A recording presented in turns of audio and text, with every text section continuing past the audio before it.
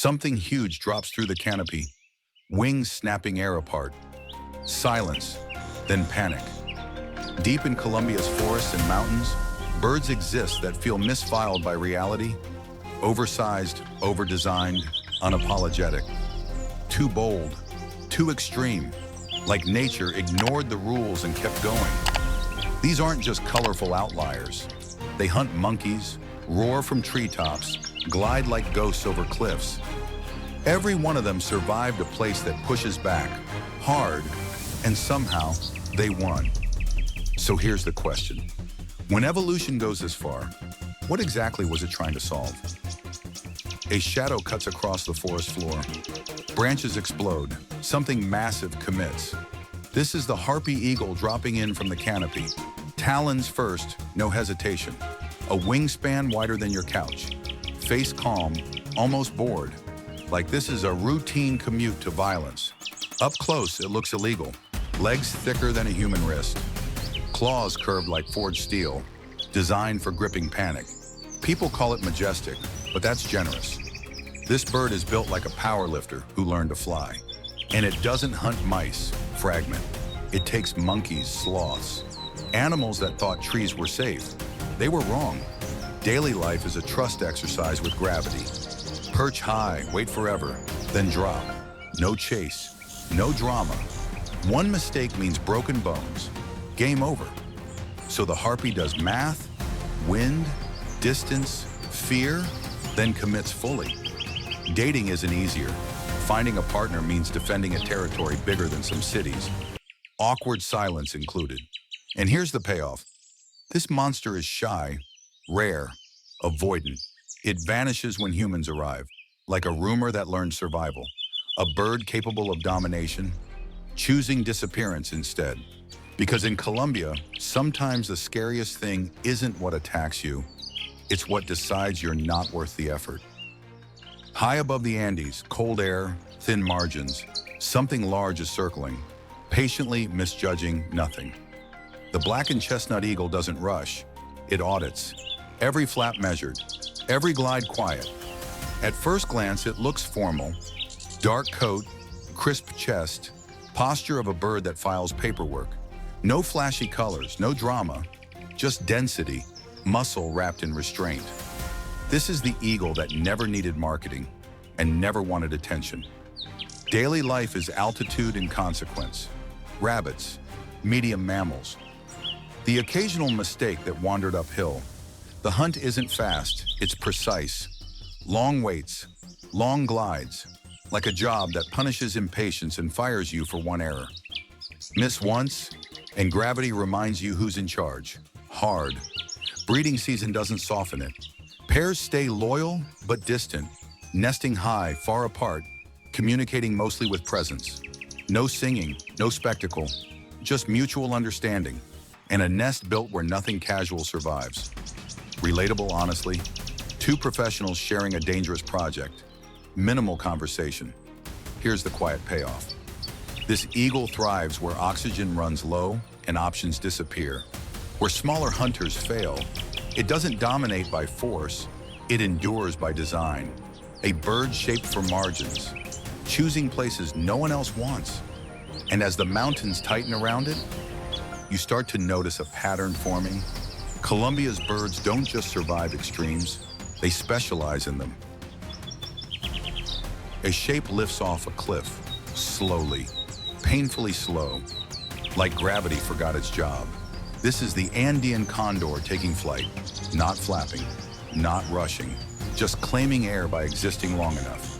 10 feet of wings, stretching without apology, no effort, just dominance through patience. Up close, it's unsettling.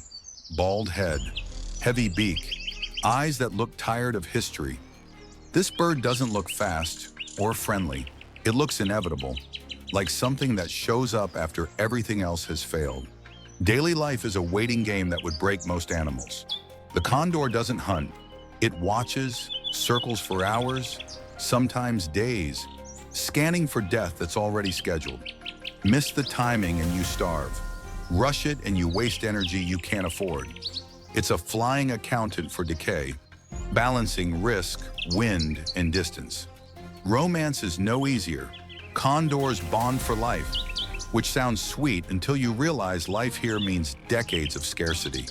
One partner gone, finding another takes years, sometimes never. Long-term commitment at 15,000 feet, no small talk, just survival. And here's the payoff. This bird can live over 70 years, 7 decades of cliffs, storms, and thin air. An animal built not for speed, but for endurance on a geological scale. As it drifts back into the mountains, barely moving, you start to realize something unsettling. In Colombia, the biggest birds aren't aggressive. They're patient enough to outlast you. From the shadows, a low, hollow boom rolls through the forest, like someone knocking on a giant wooden door. Then it steps out, slow, deliberate, absurd. The Amazonian umbrella bird looks like a goth librarian who fell into a costume department. Jet black feathers, a pom-pom crest flopping forward, permanently blocking its own view. And that throat pouch, hanging there like a forgotten accessory. It's not decorative, it's an amplifier. Daily life is mostly standing still, judging the forest. This bird eats fruit, quiet, patient, unbothered. But when breeding season hits, everything changes. The male inflates that throat sac, leans forward, and releases a sound so deep it travels hundreds of meters. No song, a bass drop, the kind you feel in your chest before you understand what's happening. Courtship here is brutal. No dancing, no chasing, just volume and stamina. Call too weak, you're ignored. Call too often, you burn energy you can't replace. It's dating as endurance sport, with silence between attempts long enough to question your life choices. And here's the payoff. Despite looking ridiculous, this bird is almost impossible to find.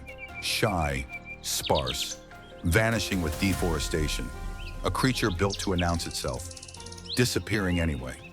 As the forest swallows that sound again, it becomes clear. In Colombia, some of the strangest birds aren't hiding because they're weak. They're hiding because being noticed has become dangerous. A flash of neon explodes from the forest wall, orange, red, too much color for shade this deep. Then it freezes, watching you, daring you to blink. The Andean cock of the rock looks like a fruit that learned confidence. That oversized crest, half helmet, half mood, covers most of its beak. Eyes barely visible, fashion first, function questionable. It's the bird equivalent of showing up to a job interview wearing a flaming sunset. Daily life is surprisingly humble. It eats fruit, hops, waits, avoids predators that would love a bright snack with legs. But everything leads to one moment, the lek. Males gather on mossy stages carved into cliffs, each one bouncing, bowing, clicking their wings like broken maracas. No nests, no gifts, just synchronized desperation. Dating here is ruthless. Dozens perform, one gets chosen, the rest go home, silent, to rethink everything. No pair bonding, no loyalty, just vibes, timing, and the brutal math of attraction. Relatable, if slightly traumatic. And here's the payoff. All that color exists for minutes a day. The rest of the time, this bird hides in shadow, still, careful, muted. Because being unforgettable is useful, but being invisible keeps you alive. As that orange shape melts back into green, you start to notice Colombia's pattern again. Beauty here isn't constant. It's switched on only when survival allows it. A bird crashes through leaves, flaps badly, lands wrong, then hisses. Not sings, hisses, like it's annoyed you noticed. This is the hoatzin, doing its best impression of a creature that never finished loading. Visually, it's a mess. Spiky crest, red eyes that suggest insomnia. A smell, yes, a smell, because this bird ferments leaves in its gut like a walking compost bin. People call it prehistoric. That's polite. It looks like evolution hit save draft and walked away. Daily life is pure chaos management. The hoatzin eats leaves, Low energy, hard to digest, so it moves slowly, awkwardly, constantly recalculating effort. Flying is optional, mostly discouraged, and when danger shows up, things get weird. Chicks bail, they jump into water, swim, then climb back up using claws on their wings. Actual claws. Baby dragons, no explanation offered. Parenting here is stress. Nest over water. Predators everywhere. Kids launching themselves off cliffs like it's normal. And somehow, it works. Against logic, against aesthetics. Here's the payoff. This bird survives by being so strange, nothing specializes in hunting it. Too smelly, too awkward, too confusing. A biological shrug that refuses extinction as it settles back into the branches, wheezing softly. You realize something important. In Colombia, not all impossible birds are powerful.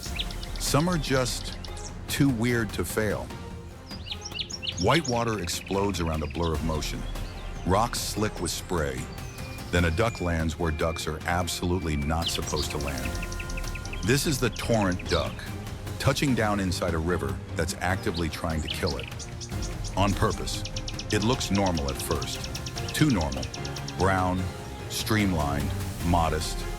Like a background extra that wandered into the wrong movie. But then it dives, not gently, straight into rapids that flip boulders for fun, and it doesn't get swept away. It sticks. Daily life here is chaos as routine. This duck feeds by walking underwater, gripping rocks with reinforced feet, head down while the river screams overhead. Miss one step, gone. No recovery, no retry. It's like doing your job inside a washing machine. Forever. Even romance is extreme. Pairs bond tightly, stick to one stretch of river like homeowners with a dangerous mortgage. Defend it aggressively, because finding another suitable rapid isn't hard. Finding one that won't kill you immediately is. And here's the payoff. Most predators won't even try. Fish can't grab it. Eagles can't calculate the chaos. The river itself becomes armor, a moving wall of noise and force on their side. As the duck disappears back into the white water, instantly invisible. You see the pattern sharpening. In Colombia, some birds don't fight danger. They move into it and let the danger fight everyone else. A burst of blue tears through the canopy. Yelling, absolutely yelling like the forest owes it money. That's the violacious jay announcing itself. Loudly, repeatedly, with confidence that borders on reckless. No stealth, no apology. It looks like someone maxed the saturation slider. Electric blue feathers, black mask, white eye flashes that scream attitude. This bird doesn't blend in, it confronts. If confidence were calories, it would never starve. Daily life is social chaos. These jays move in groups, arguing, gossiping, stealing food, stealing attention. They eat almost anything. Fruit, insects. Other birds' plans? Nothing is sacred. If there's an opportunity, they'll test it. Loudly, while making eye contact. Predators hate this. Confusion is not a hunting strategy. Workplace dynamics are intense. Everyone knows everyone's business. Alarms go off at the slightest threat. Sometimes real, sometimes vibes. False alarms included. But that noise keeps the forest alert and keeps the jay alive. It's safety through irritation. And here's the payoff. This bird survives not by hiding, but by being impossible to ignore. Too loud to ambush, too aware to surprise. A living siren with wings. As the shouting fades into the trees, never fully stopping, you catch the pattern tightening again. In Colombia, silence isn't always strength. Sometimes survival sounds like chaos and dares the forest to deal with it. Leaves shudder, something darts low, then freezes. No color, no movement, just white plumes hovering like punctuation marks in the gloom, daring you to notice. The white-plumed antbird looks understated to the point of suspicion. Dark body, clean white head feathers, neatly placed like formal wear in a rainforest that did not ask for it. No flash, no flex. This bird doesn't perform, it waits. Daily life is outsourced chaos. The antbird follows army ants, not to eat ants, but to steal everything fleeing them. Insects panic, the antbird profits. No chasing, no effort, just precision positioning while the forest falls apart in front of it. It's the ultimate middle manager, thriving off other people's disasters. Movement is minimal, energy is rationed, every hop calculated. Predators pass by without noticing, because noticing requires contrast, and this bird refuses to provide any. Dating is quiet, territories are small, courtship is subtle enough to miss entirely, on purpose. Here's the payoff. This bird survives by never being the headline, never the loud one, never the obvious choice. While flashier species burn calories and draw danger, the antbird quietly eats well and lives long. As those white plumes vanish back into shadow, the pattern sharpens again. In Colombia, some birds don't win by being impressive. They win by being perfectly forgettable until it's too late. A soft thump of wings, then stillness, like the forest just placed something carefully on a branch. The masked trogon arrives without announcement. No rush, no sound, just presence, calculated and calm. It looks unreal in a quiet way. Green back, glowing faintly in shade. Red belly like a warning label no one reads. And that face, cleanly masked, eyes fixed forward. Serious, focused, unimpressed. This bird doesn't advertise. It assumes you'll notice eventually. Daily life is patience refined. The masked trogon hunts by waiting, long stretches of nothing. Then one sudden glide, insect gone, back to stillness. It nests in tree cavities, trusting darkness and depth more than speed. No frantic building, no constant movement. Energy saved is energy survived. Romance is subtle to the point of invisibility. Pairs form quietly.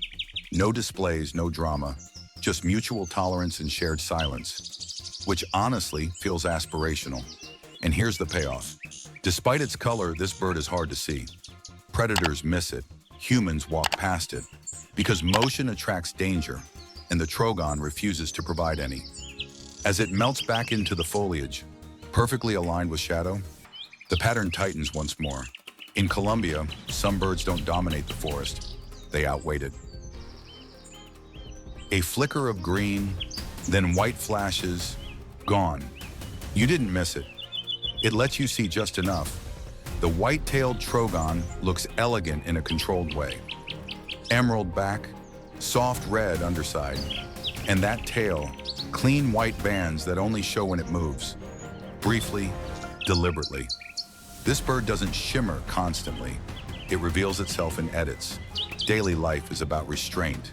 It perches motionless for long stretches, watching, listening, conserving. Then, one short glide, insect taken, back to stillness. No pursuit, no waste. Every action costs energy, and this bird hates unnecessary spending. Very relatable, especially during tax season. Nesting happens in tree cavities, dark, hidden, quiet. Both parents rotate duties with minimal fuss. No grand gestures, no loud coordination, just efficiency and trust built over repetition. The forest rewards that. Predators look for movement, not discipline. Here's the payoff. That whitetail isn't decoration, it's communication. A quick signal to a partner, a misdirection to a predator, then gone again. Information without exposure, risk without commitment. As that flash disappears back into green, the pattern finally locks in. In Colombia, the birds that shouldn't exist aren't reckless. They're precise, measured, surviving not by doing more, but by knowing exactly when to move and when not to. Across cliffs, rivers, shadows, and noise, the pattern never shouted, it whispered. These birds didn't win by being strongest or brightest all the time. They learned when to appear and when to vanish. Some chose patience over power, some chose chaos as camouflage, some survived by being unforgettable, others by being ignored. Different strategies, same outcome, still here. And maybe that's the unsettling part. In a country this wild, survival doesn't reward excess. It rewards timing, restraint, knowing exactly how much of yourself the world can tolerate before it pushes back. So the question lingers. In a place that keeps rewriting the rules, which creatures are we still not seeing because they've learned to hide too well?